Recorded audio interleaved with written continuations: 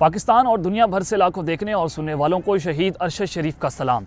नादरकराम, इमरान खान साहब इस निज़ाम के लिए एक बहुत बड़ी रुकावट बन चुके हैं। वो पूरे का पूरा निज़ाम अब उनके खिलाफ खुलकर सामने आ चुका है और इस वक्त ये वीडियो जो है वो बड़ी इंपॉर्टेंट है। आज की इस वीडियो को आपने मिस नहीं करना। इंतहाई बड़े और तहलका खेज इंकशाफात आज की इस वीडियो में मैं करने जा रहा हूँ कि किस तरह से आज इमरान खान के खिलाफ अब तक की सबसे बड़ी खौफनाक साजिश जो है वो पकड़ी गई है।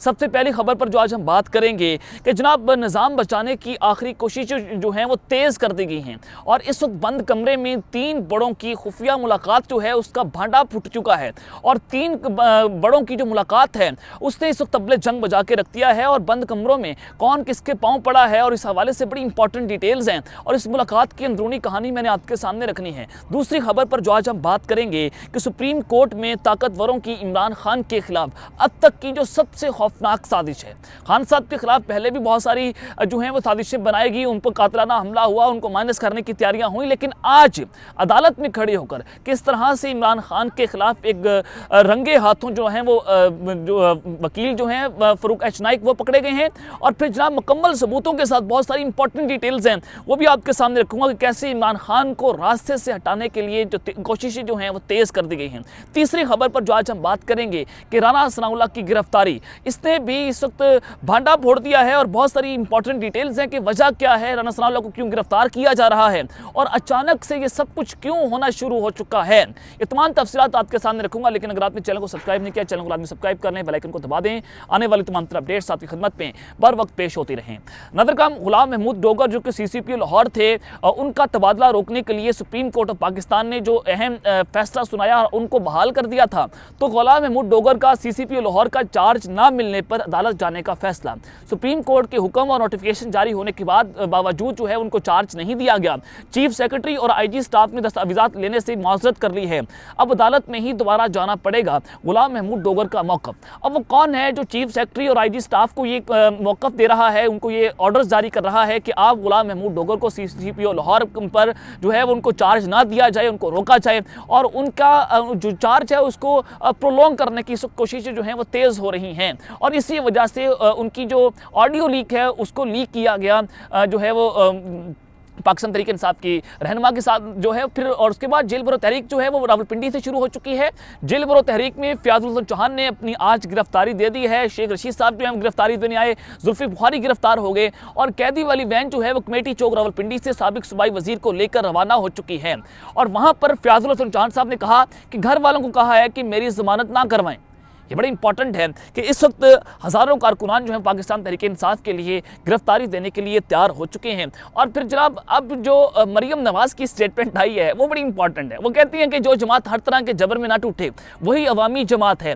नून लीग वालों ने साबित किया कि वो जेल से डरते हैं और ना ही झुकते हैं और हर कारकुन जो है वो हर मुश्किल वक्त को शिकस्त दे सकते हैं। और जनाब यही मरियम नवाज़ जो है वो पहले अदलिया पर धमाके करती रही, अदलिया के खिलाफ जो है वो प्रोपेगेंडा करती रही। जस्टिस मुदाहिल अली अकबर नकवी जो हैं उनके खिलाफ जो है वो उन्होंने अपने बयान दिया और फिर जस्टिस इजाजुल एहसन पर हमला किया। तो अब लग रहा है कि मरियम नवाज़ जो है उनकी नहली करीब आ चुकी है और मेरे जो ज़राए हैं वो इस बात की कंफर्मेशन कर रहे हैं कि मरियम नवाज़ के खिलाफ तौहीन अदालत की कार्रवाई जो है उसको तेज़ किया जा सकता है। और फिर इस सारी सूरत हाल में जनाब इमरान खान साहब के हवाले से खबर है, चौधरी निसार साहब ने आज जलसे से खिताब किया है। साबिक वफाकी वज़ीर दाखिला हैं, उन्होंने कहा कि इमरान खान ने किसी को पार्टी में शामिल करने के लिए इतनी कोशिश नहीं की जितनी मेरे लिए की है। इमरान खान ने मुझसे दोस्ती निभाई और आज भी निभा रहे हैं। गलम गलोच का हिस्सा नहीं बन सकता। चाहता हूँ इलेक्शन के बाद किसी जमात में इज्जत के साथ जाऊँ। अब इससे 2 से 3 चीज़ें जो हैं बड़ी वाज़ेह हो रही हैं कि इमरान खान साहब की पार्टी को ज्वाइन किया जा सकता है चौधरी निसार साहब की जानिब से और वो इलेक्शंस के बाद पाकिस्तान तहरीक इंसाफ को ज्वाइन कर लेंगे।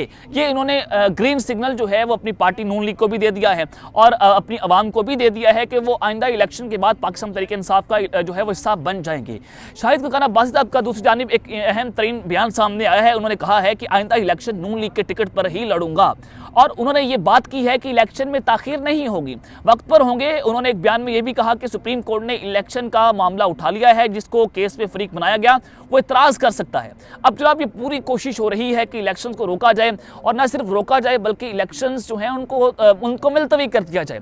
चूँकि नून लीग के पास बयानिया नहीं है इलेक्शंस में जाने के लिए, उनके पास कोई ऐसा मौक़िफ़ नहीं है जिसको बयानिया बनाकर पाकिस्तान के अवाम को बेचा जाए, चूरन बेचा जाए। ना ये एंटी अदलिया होने की कोशिश हो रही है, अदालतों के ऊपर जो है वो हमले होने की कोशिशें हो रही हैं। इससे पहले पाक फौज के खिलाफ जो है वो साजिशें तेज़ हुई। तो इस तरह से आप बयानियाँ नहीं बना सकते। इमरान खान साहब ने अवाम जो है उन्होंने उनको अपनी ज़िद बना लिया है, रेड लाइन बना लिया है। तो ये कोशिशें जो हैं वो आप इमरान खान साहब के खिलाफ जितनी करेंगे, और ये इमरान खान साहब इन सब पर भारी पड़ चुके हैं। अब जनाब इस सारी सूरत हाल में राना सनाउल्लाह की गिरफ्तारी की खबरें जो हैं वो सामने आ रही हैं, और ये गिरफ्तारी की असल वजह क्या है, ये तमाम तफसीलात मैं आपके सामने रखूंगा। इंसदाद दहशतगर्दी की अदालत ने राना सनाउल्लाह की वारंट गिरफ्तारी जो है वो जारी कर दिए हैं, और पुलिस को बाकायदा तौर पर 7 मार्च को गिरफ्तार करके राना सनाउल्लाह को अदालत ने पेश करने का हुक्म दिया है। और ये उनको गिरफ्तार करने की कोशिशें जो हैं वो क्यों हो रही हैं, देखिए नाज़रीन, 5 मार्च 2021 को काफ लीग के जो मुकामी रहनुमा है उन्होंने इंसदाद दहशतगर्दी की दफात लगाकर राना सनाउल्लाह पर एक मुकदमा दर्ज करवाया था, और क्योंकि उन पर चीफ सेक्रेटरी और उनके अहल खाना को जान से मारने की धमकियाँ जो हैं उनकी जानिब से दी गई थी। तो इस सारी सूरत हाल में ये वारंट गिरफ्तारी जो है राना सनाउल्लाह के खिलाफ जारी हो चुकी हैं, और उनको गिरफ्तार करने की किसी भी वक्त कोशिश की जा सकती है। चूँकि अब ताकतवरों को गिरफ्तार नहीं कर सकते, वो वफाकी वज़ीर दाखिला हैं और हुकूमत का हिस्सा हैं, और इस वक्त पूरे पाकिस्तान को जगमाल बनाया हुआ इस इम्पोर्टेड हुकूमत ने, तो उनकी गिरफ्तारी जो है वो कोई आसान नहीं होगी। तो इस सारी सूरत हाल में जनाब सुप्रीम कोर्ट, जो सबसे इंपॉर्टेंट खबर आज की, जो सबसे इंपॉर्टेंट है कि सुप्रीम कोर्ट में ताकतवरों ने इमरान खान के खिलाफ जो साजिश बनाई थी, अब तक की जो खौफनाक तरीन साजिश है वो पकड़ी जा चुकी है, जिस पर सुप्रीम कोर्ट के chief justice Pakistan justice Umar Ata Bandial साहब जो हैं वो शॉक्ड रह गए कि ये सूरत हाल जो है वो कहाँ पर बनी है, इसके पीछे असल वजह क्या है। नाज़रीन, ये सारी सूरत हाल जो है वो चूंकि जस्टिस अतर मिनला उन्होंने कहा है कि 184(3) से मुतालिक समझता हूँ क्यों ना मामला फुल कोर्ट में सुना जाए, और यही मुतालबा जो है वो ख्वाजा आसिफ साहब की जानिब से किया गया। यही मुतालबा PDM की हुकूमत कर रही है कि जस्टिस जो एजाजुल एहसन है और जस्टिस मुदाहिर अली अकबर नकवी जो है उनको बेंच से हटा दिया जाए, या फिर फुल कोर्ट जो है बनाया जाए। तो उन्होंने कहा है कि हम पहले केस में काबिल समाअत होने पर बात करेंगे। इसको नोटिस से पहले संजीदा मामला सामने आया है, एक सदर की जानिब से तारीख देना और दूसरा स्पीकर की जानिब से दरख्वास्त आना। इस बार आइन ने अदालत का दरवाजा खटखटाया है। चीफ जस्टिस के रिमार्क सुप्रीम कोर्ट में असकुत नोटिस की समाअत जो है पीर तक मुलतवी कर दी गई है। अब जनाब इससे 2 से 3 चीज़ें बड़ी क्लियर हो रही हैं कि हो सकता है कि मामला जो है वो फुल कोर्ट में चला जाए और इस मामले को खींचने की कोशिश की जाए। अब जो सबसे इंपॉर्टेंट बात है, जो आज अदालत में जो इमरान खान के खिलाफ खौफनाक किस्म की साजिश पकड़ी गई है, देखिए फुल कोर्ट बनने जा रहा है। जस्टिस अतर मिनल्ला के रिमार्क्स मैंने आपके सामने रखे हैं, वो भी ये बात कर रहे हैं अगर फुल कोर्ट बनता है तो जस्टिस कादी फाइज ईसा वो भी इस फुल कोर्ट का हिस्सा होंगे। अब वो ये जस्टिस कादी फाइज ईसा हैं जिसको पाकिस्तान के साबिक चीफ जस्टिस गुलजार अहमद साहब ने ये ऑर्डर दिए थे कि कादी फाइज ईसा जो है वो इमरान खान का कोई केस नहीं सुन सकते। ये ऑर्डर से पाकिस्तान की तारीख में पहली बार ऐसा हुआ था। तो क्या पाकिस्तान तहरीक इंसाफ जस्टिस कादी फाइज ईसा पर सवालिया निशान उठाएगी? ये बड़ा इंपॉर्टेंट सवाल है। और दूसरी जानिब अगर ये फुल कोर्ट नहीं बनता तो ये मुतालबा किया जा रहा है PDM की हुकूमत की जानिब से, बिलखुसूस पाकिस्तान मुस्लिम लीग नवाज की जानिब से, कि जस्टिस एजाजुल एहसन और जस्टिस जो मुदाहिर अली अकबर नकवी हैं उनको बेंच के से हिस्सा निकाल दिया जाए, उनको इसका हिस्सा ना बनाया जाए। और फिर फारूक H नाइक ने जो आज किया है, जो कि PDM के वकील हैं, उन्होंने जनाब कुछ आज उन्होंने ये मामला किया कि जस्टिस मंदू खैल का इख्तलाफी नोट वो अदालत में पढ़कर सुना दिया है। ये बड़ा इंपॉर्टेंट है कि जस्टिस मंदू खैल का नोट अदालत में पढ़कर सुनाना। वो कौन है जिसने ये नोट जो जस्टिस मंदू खैल का है अदालती ऑर्डर का हिस्सा बनने से पहले फारूक H नाइक को दिया, जो कि हुकूमत के वकील हैं। अब जनाब वो कौन है जो ये सारी कोशिश कर रहा है कि इलेक्शन को रोका जा सके? पूरे का पूरा मैच इस वक्त फिक्स है। अगर आप ये समझ रहे हैं कि अगर असकुत नोटिस हो गया है और ये सारा मामला इमरान खान साहब की तरफ जा रहा है, तो ऐसा बिल्कुल नहीं हो सकता। अब वो कौन है जो सारी साजिशें कर रहा है? इसके पीछे कौन है? बंद कमरों में किसने वो नोट तैयार किया और किसने फारूक H नाइक को दिया? वो कैसे सहाफ़ियों तक पहुंचा? फारूक H नाइक ने कैसे वो पढ़कर वहाँ पर सुनाया जस्टिस मंदू खैल का नोट? और फिर सुप्रीम कोर्ट के जो चीफ जस्टिस है जस्टिस उमर अता बंदयाल साहब, वो जब उसके ऊपर उन्होंने इज़हार बरहमी भी की है कि कैसे जस्टिस जो फारूक H नाइक है उनके पास की नोट पहुंचा है। और इस हवाले से पाकिस्तान तहरीक इंसाफ का भी जस्टिस मंदू खैल का नोट ऑर्डर का हिस्सा बनने से पहले फारूक नाइक के पास पहुंचने पर तशवीश का इजहार किया गया है। और उन्होंने बात की है फवाद चौधरी साहब ने कि बहुत काबिल तफ्तीश है और इस मामले की तहकीकात होनी चाहिए। फारूक नाइक से पूछना चाहिए कि उन्हें ये नोट किसने पहुँचाया है। अब इन्वेस्टिगेशन प्रॉपर तौर पर होनी चाहिए, दूध का दूध पानी का पानी हो जाएगा किसने उन तक पहुंचाया, कौन सारा मामला कर रहा है। तो सुप्रीम कोर्ट ऑफ पाकिस्तान को ये मामले को टेकअप करना चाहिए और इसके ऊपर मुकम्मल तौर पर इन्वेस्टिगेशन होनी चाहिए।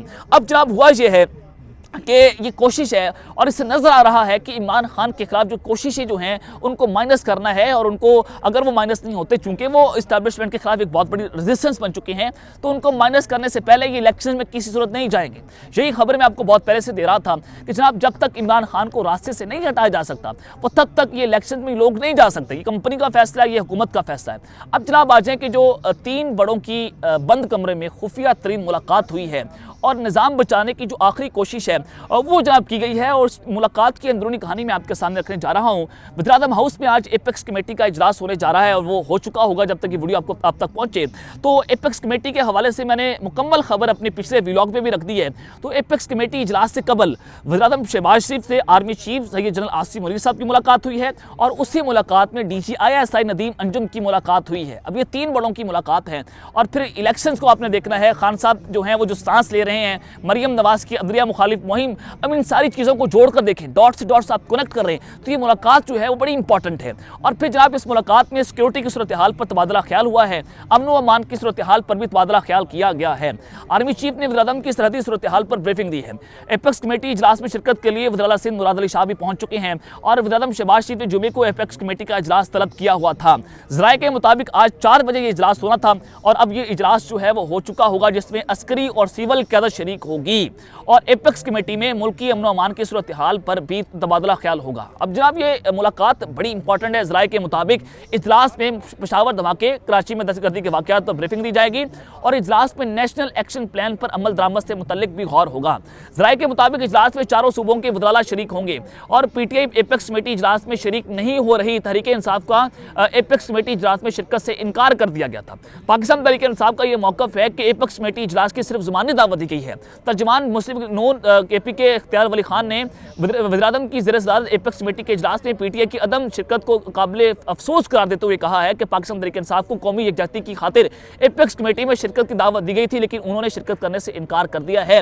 और उसके बाद उन्होंने कहा कि साबित होता है कि पाकिस्तान तहरीक इंसाफ जो है अवाम मुखालिफ दहशतगर्दी के साथ खड़ी हुई है। अब जनाब आपने देखना है कि जो ये 3 बड़ों की एपेक्स कमेटी से पहले मुलाकात हुई है, और इस मुलाकात को आप पूरे मंजर के साथ जोड़ें, और इस वक्त ये कोशिशें हो रही हैं, और ये हुकूमत की जानिब से इस्टेब्लिशमेंट को जनाब कहा जा रहा है कि आप तो हमें कहते थे कि अगर हमने IMF के साथ डील कर ली तो इलेक्शंस को मुलतवी करवा देंगे, इलेक्शंस को रोक दिया जाएगा। तो ये हो क्या रहा है? सुप्रीम कोर्ट क्यों हमें इलेक्शन के अंदर धकेल रही है, और ये हाथ बांधे जा रहे हैं। और अगर ये मरियम नवाज जो है जनरल फैज़ हमीद को जो निशाने पर रखी हुई हैं, तो जनरल फैज़ हमीद असल निशाना नहीं है, असल निशाना पाकिस्तान की मौजूदा इस्टेब्लिशमेंट है, और उनको दबाव में लिया जा रहा है।